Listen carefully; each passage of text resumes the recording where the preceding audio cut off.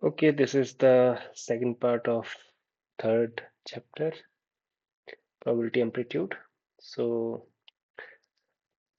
today's topic is scattering from crystal. Now for this topic, we have a little experiment to do here.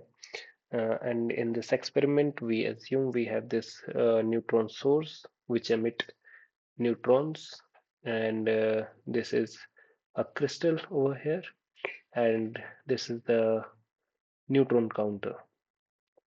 So the problem is that we want to calculate the probability of getting a neutron into a counter with arrangement shown over here. So for this arrangement, let's say we take the ith atom and write its amplitude. So amplitude to go from the source to C can be written like neutron from S to neutron at C. Okay, so for ith atom, we can write it in this manner over here, as you can see here, which is like this, where A is amplitude that neutron get scattered. Now let's say this A is same for all the atoms, and if this is same for all the atoms, we cannot distinguish between the paths of different atoms. So the total amplitude of all the atoms will add up. So total amplitude for neutron uh, at C is equals to sum of all the amplitudes. So if they are indistinct, we cannot distinguish their paths. So these amplitude will have different phases, and they will give the characteristic interference. As you can see over here, this is the graph. Now, important property of this neutron is spin. So one is spin up and one is spin down. You can imagine it like it is perpendicular to plane for upside, and it is perpendicular to plane downside. So situation arises due to introduction of this property to experiment. Now, as we know, we have written this total amplitude for this arrangement by assuming that we have the same amplitude A for scattering. Now, situation one is that when nuclei of crystal have no spin, okay, the neutron spin doesn't have any effect, which we already discussed. Now, situation two, let nuclei of crystal have spin one half. Okay, let's say it have one half. So let nuclei of crystal have spin, scattering smeared out as described in last situation. Okay, now a neutron has one direction of spin and atomic nuclei has same spin, then no change of spin can occur in scattering process. Okay. Uh, Now, if you are confused, so if this neutron has upspin and here also upspin, so this statement says that there will be no change of spin can occur in scattering process. Okay, we cannot distinguish them. But what if neutron and atomic nuclei has opposite spin? Then scattering can occur in two processes. So if it has upspin and atoms of this crystal have down spins, so there are two processes. One process can go through like spins are unchanged or spins are exchanged. So what about one with opposite spin? If we assume all the scattering nuclei are set up with spin in one direction, a neutron with same spin will scatter with the expected sharp interference distribution. If scattering happens without spin flip, then nothing changed from above. But if they flip over scattering, we could find out which nucleus has done the scattering. It would be only one that turned opposite spin. So with all neutron, case one is like with all neutron from the source having spin up and all nuclei of crystal having spin down. At the counter, spin of neutron is up and all spin of crystal are still down. So we are moving from right to left. So source all spin up, crystal all down. Okay. After scattering, crystal spin, sorry, this counter spin up and crystal all down. So in this case, all are the paths are indistinguishable. Okay. So we will add all the amplitudes. Since we have various alternatives, so we added the amplitudes. So all amplitude interfere. Now case 2, if a source, a neutron source which I'm referring has upspin and all the crystal of all the nuclei of crystal have downspin, and after scattering we found that at contour, we found the downspin and nucleus of kth atom is up. Now, probability of finding neutron spin down and kth nucleus spin up is b square and square of these terms.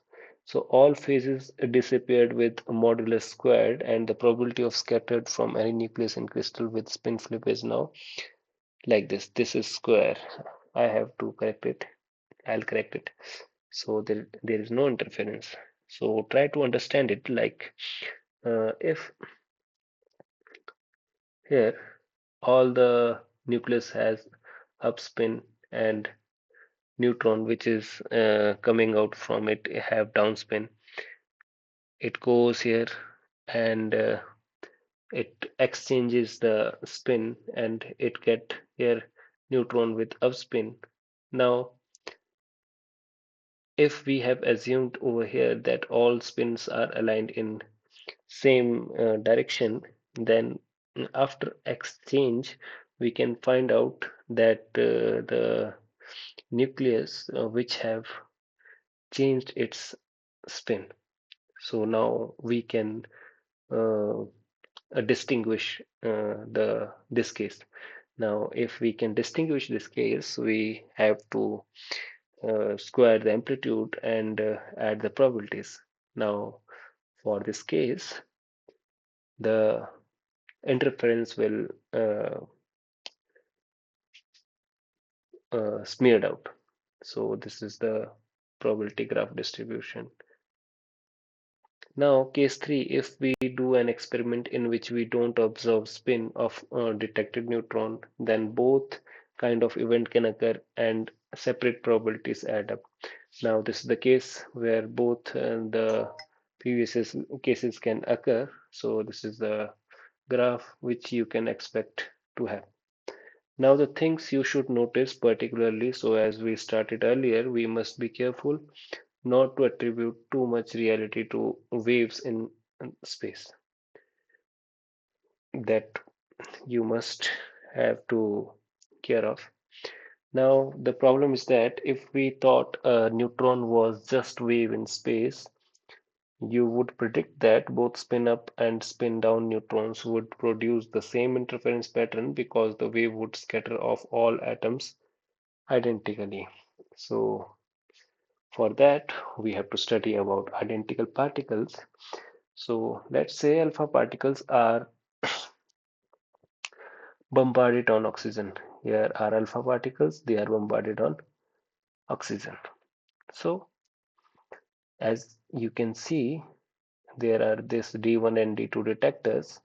So this is the first possibility that alpha particle just go to D1 and oxygen go to D2. And here, second possibility that alpha particle go to D2 and oxygen go to D1. Okay. So suppose for this experiment we have low collision energy and scattering will happen at different angles with different probability. So if this f theta is amplitude of alpha scattering through theta, okay, and f pi minus theta is amplitude of oxygen scattering through theta. Now probability of some particle in D1. Now I'm not saying that alpha or oxygen, I'm saying that probability of some particle in D1. So D1 can have alpha particle as well as oxygen particle. So for alpha particle we have amplitude f theta, and for oxygen we have amplitude f pi minus theta, and we are talking about probabilities. So we have to like square these amplitude and add them up. Okay, this is the probability over here. Now alpha particles are bombarded on alpha particles. Now if we replace this oxygen with alpha, uh, so alpha particles are bombarded on alpha, we cannot distinguish path. Okay, so probability amplitude to detect alpha particle is sum of the amplitudes now, as we cannot distinguish between their paths when there is alpha particle bombarded on alpha particle. We have to square this whole amplitude, sum of the total amplitude, which will give us interference. Now let's say this happens at theta equals to pi by 2. Now probability at pi by 2 can be given by this function over here. This is quite easy to understand that this pi minus pi by 2 uh, will give you this f theta. So for previous case of alpha and oxygen, for this pi by 2, uh, I think you have understood it. Now let's say we go to our previous case and replace here pi by 2. So as we replace here pi by 2, we will get 2 f theta square. Okay, as you can see here. So both these cases are different. Now we find that there is twice as much as scattering at 90-degree, unusual results when particles are identical. So a certain new thing happen that doesn't happen when particles can distinguish. So we tried it with this electron bombarded at electron.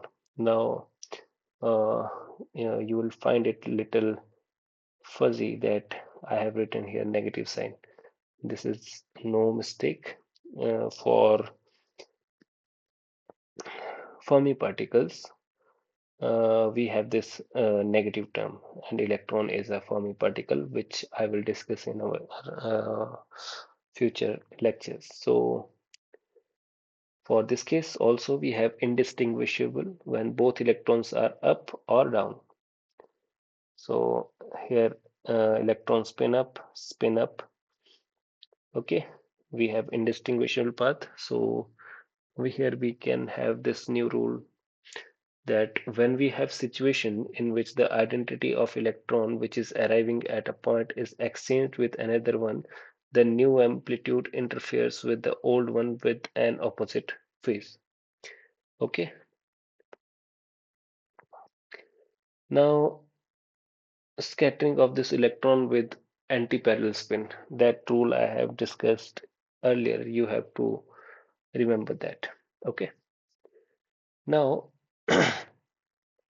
the this case over here you can see we have two electrons with different spins, so we can distinguish between them. This is electron with spin down, this is electron with spin up. Now I can know that spin up is there is possible case that spin up can go this in this D1, or spin up can go in D2. Now, as you can see, we can distinguish their paths. So the probability of electron at D1 is just the sum of the probabilities. So distinguishable paths probability added. But here you can see we cannot distinguish between uh, uh, after if that electron which has arrived here is coming from this source or from this source. So this is like case of indistinguishable case, and so we have this probability over here, f theta minus f pi minus theta whole square. Okay, or this rule you have to remember. Okay, now this is a little summary for all what have we done. So we have particle 1 and particle 2. So we are discussing about uh, a spin half system. So let's say this particle 1 and particle 2 have up spin to spin which spin detected at D1 and spin detected at D2, that can be up. As you can see, we cannot distinguish if both the particle have up spin, so we will get this probability distribution. And same for down, we cannot distinguish between the electron with the down spin from which direction it has come if both have down spin. So direction, don't you think it like that I'm referring to this only, not in physical sense. Okay, so as you can see, these are both same because both are indistinguishable case. Now if particle 1 has up and particle 2 has down, so there is possibility that spin 1 for one instant, spin 1 can detect up, and spin detected at D2 is down, then that is given by f theta square. And second case is like if this is down, then probability is given by f pi minus theta square. Same for down up case, same. Now if you see that if we add all these uh, probabilities, so we will get this 1 by 2 f theta minus f pi minus theta whole square plus 1 by 2 f theta square plus 1 by 2 f pi minus theta square. Okay, so this is all about today's lecture. Hope so you have good experience with my English and understanding, maybe, or maybe I'm just recording all these lectures. Let's see.